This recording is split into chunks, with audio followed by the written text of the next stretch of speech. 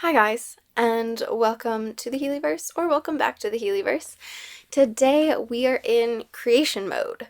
And in a similar vein to a recent video, today I'm doing something related to Dragon Ball Z. Hence, I'm looking a little orange, which is not my color, but it's fine. As Matt has mentioned in a couple previous videos, we have been getting more into watching Dragon Ball Z as a family. This has been fantastic. I absolutely love it. So as everyone knows, we just had Halloween, and Matt had a wonderful idea leading up to it. Honestly, I thought this was going to be his video to make, but then it turned into kind of my video. So here I am. Which, I know you haven't really seen my face much aside from our Lore Dimension videos. I've been super busy with editing, but I made some stuff.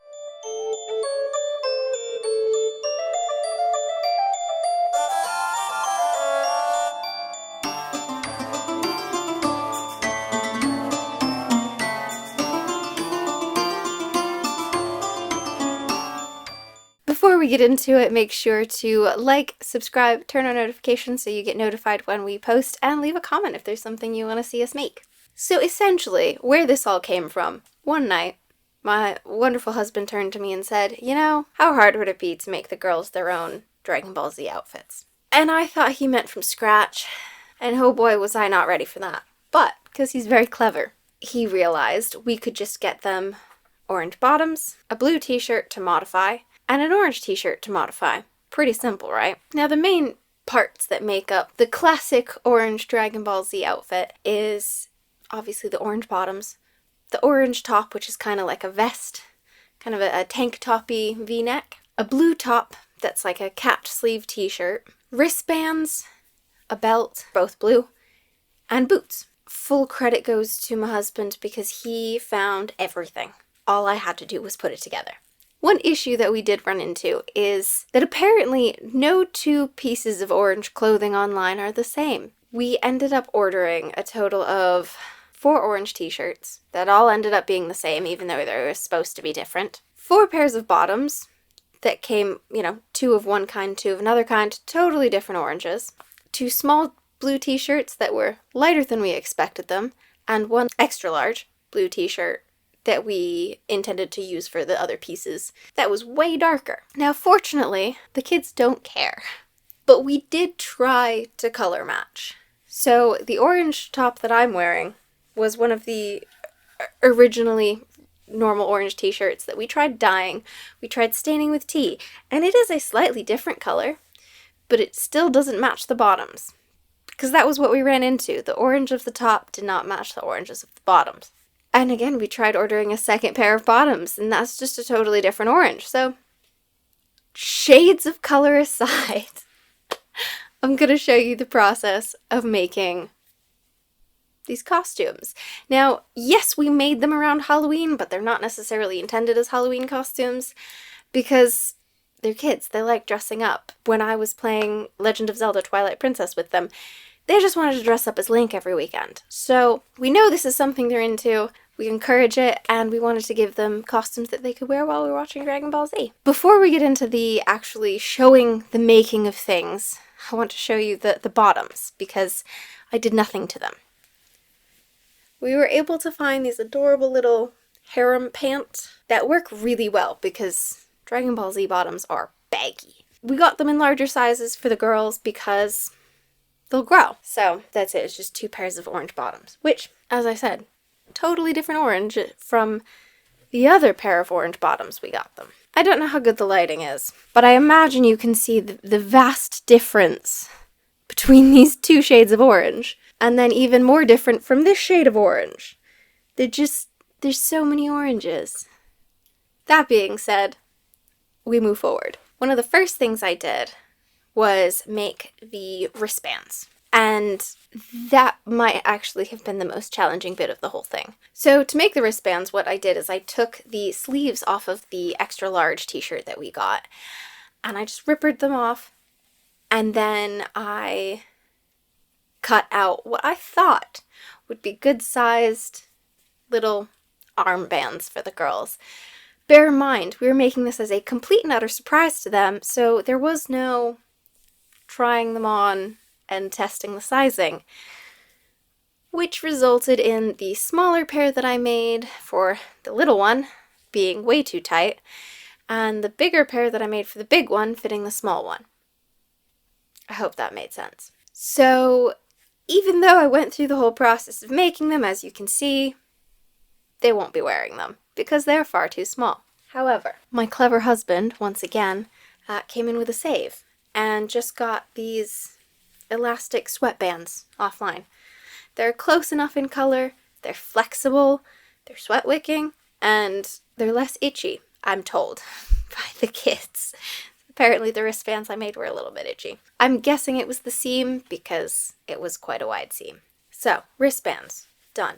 My next challenge was the belts. Now, they're only small, but we wanted to give them nice belts, you know, not just scraps of fabric to tie around their waists. So what I did, again, taking the extra large t-shirt, I cut bands from the bottom. Matt did the job of marking them for me, which was lovely. So I just had to cut them, fold them over, pin them, and run them through the machine.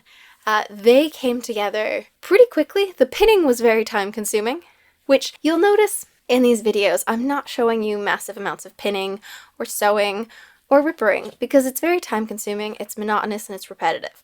So I'm giving you the highlights as this is not a tutorial. If someone does want a tutorial on how to make these, let me know. I could always make one, but that's a by request kind of thing. So yeah, the belts came together pretty easily. Fortunately, there was enough seam that it just whipped through the machine, and I did have a little bit of a hassle with my sewing machine. One, because I hadn't used it in months, and two, because I was sewing really thin cotton material, and I was trying to get the tension right, and it kept not being right. It kept trying to eat some fabric. So once I figured that out, I was cruising. So the belts came out pretty nice, I'd say. To say they're just made from a t-shirt, they ended up being pretty much the perfect size for both of them, and they look good. They look adorable. You know, it was my first time making a little belt. Proud of myself. Next up were the t-shirts. Now, again, everything when it comes to the actual piecing this together, I was just asking Matt so many questions. I was like, right, where does this need to be? What does it need to look like? Fortunately, we've got all kinds of little figurines, pictures, drawings he's done that I could reference for, okay, you know, this is how it should look. This is what it needs to be. So essentially what I'm doing is just bringing the sleeves up a little bit so they're more cap sleeves instead of full t-shirt sleeves. And then widening the neckline so it's not a crew neck. It was pretty straightforward, pretty easy. I did goof on the blue t-shirt for the small one where I just cut the neckline following the front line and not snug to the back. So she had a bit more of a scoop neck, but I kind of counteracted that by doing 2 darts on either side on the back to just kind of pull the shirt a little bit tighter on her. She's only dinky, so...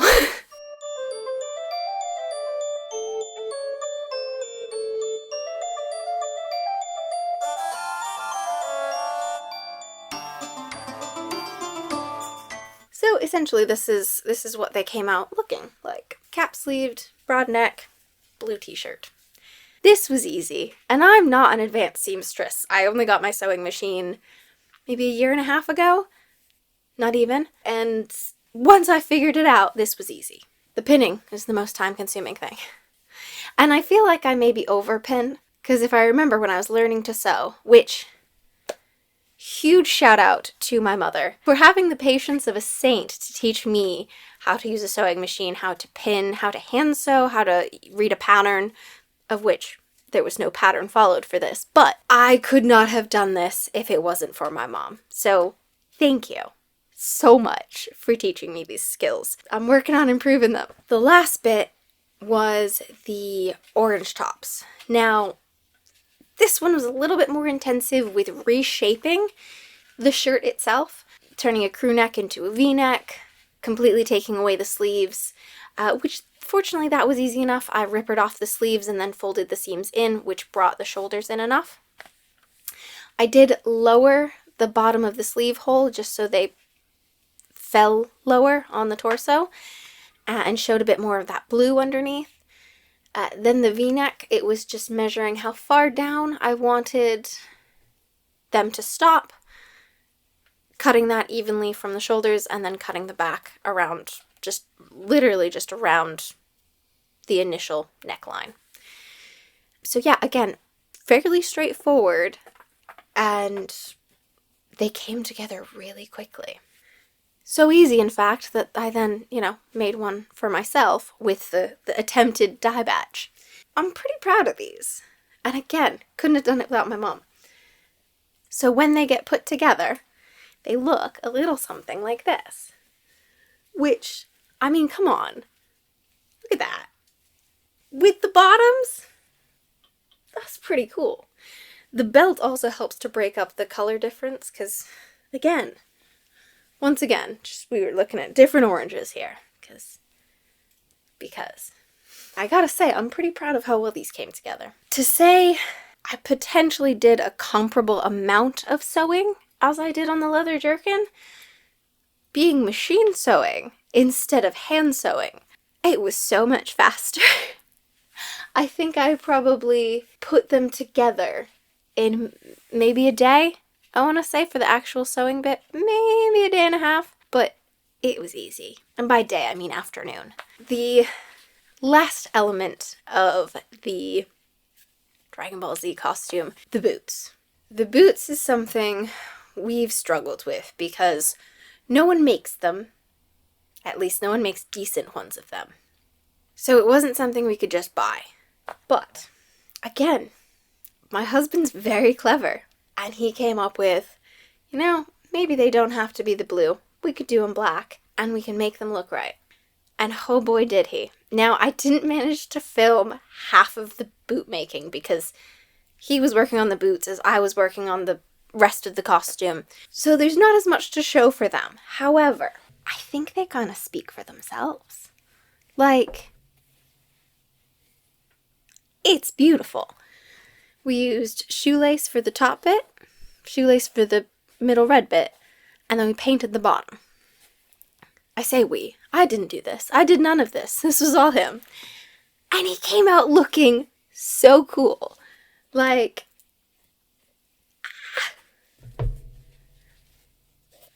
they have little Dragon Ball boot slippers. Slipper boots, whatever you want to call them. So yeah, that process came together fairly quickly. The most time-consuming part of it was waiting for glue to dry, as it always is. Because, of course, he didn't want to try doing the next bit until the first bit had dried, and we had to go and pick up the right color of yellow because the quality of the yellow paint we had previously was not there, and we didn't want to paint it with cheap paint and have it just flake off. Winsor & Newton's always a safe bet for good quality paint. And he did have to go over the bottoms in white paint first, just so that it would take the yellow a bit better. But I mean, look at that. And that was the costumes made. And we had them over their half-term break. And we didn't finish the costumes before they got here. So the first day we had them, I was scrambling to finish the tops. The boots were done. I was scrambling to finish the last of the orange tops to get them all together. As soon as they were done, we bundled them all together. I say we. Again, my husband bundled them all together, presented them on like a tray, covered them, and we did a big old reveal. And then the girls immediately got into them and wore them for the next 2 days. So I think they liked them. I would say that's a success. Yeah. Honestly, the fact that they were happy with them made me happy with them. 100% worth all of the pinning and unpinning. And so all of it was so worth it to see their faces and to see them running around in their skis and just so happy.